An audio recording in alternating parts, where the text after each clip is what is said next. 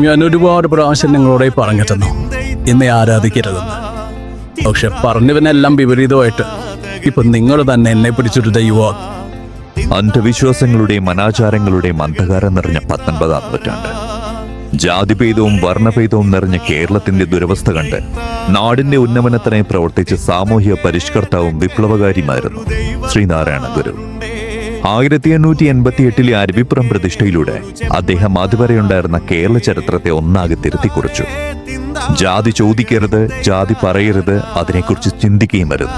കേരളത്തിന് ആ കാലയളവിൽ വളരെയധികം ആവശ്യമായ ഈ പാഠത്തിനപ്പുറം വിദ്യ കൊണ്ട് പ്രബുദ്ധരാകാനും സംഘടന കൊണ്ട് ശക്തരാകാനും അദ്ദേഹം ആഹ്വാനം ചെയ്തു.